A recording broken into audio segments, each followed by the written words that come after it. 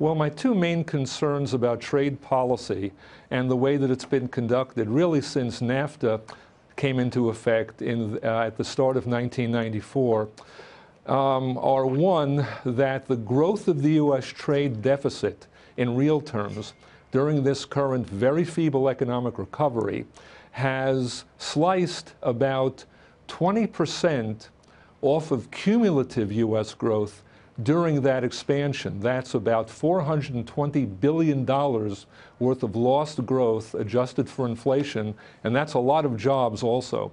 And my second concern has to do with the return of the very same kinds of global economic imbalances that set the stage during the previous decade for that horrendous financial crisis that we all suffered through.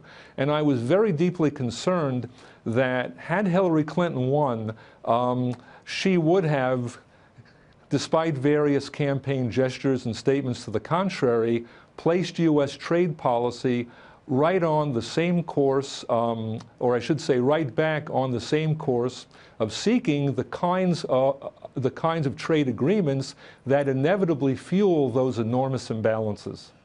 Alan, I don't want to oversimplify the trade debate, but even in its best case, is it not a zero-sum game in that if you put up tariffs and barriers, what you're going to be doing is shifting the benefit from the consumers who want cheap products, or variety of products and cheap products like iPhones being manufactured in China, and shifting the benefit to the workers who are then going to get jobs back. But in a real free market world, they shouldn't really have those jobs. One problem with that statement is that we really don't live in a real free market world. In fact, we live in a world where countries large and small, rich and poor, interfere with trade flows all the time, and with a special eye toward attracting the highest value production and employment into their borders. And I don't see why the United States can't and shouldn't do exactly the same thing.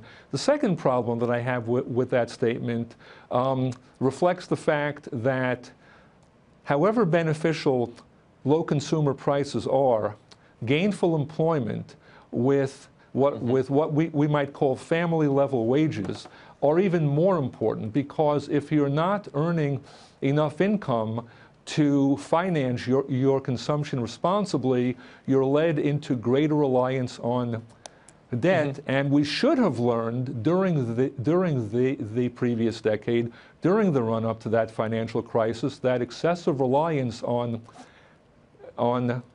debt-fueled consumption leads to very serious trouble that we should all want to avoid again. Hey there, thanks for checking out CNBC on YouTube. Be sure to subscribe to stay up to date on all of the day's biggest stories. You can also click on any of the videos around me to watch the latest from CNBC. Thanks for watching.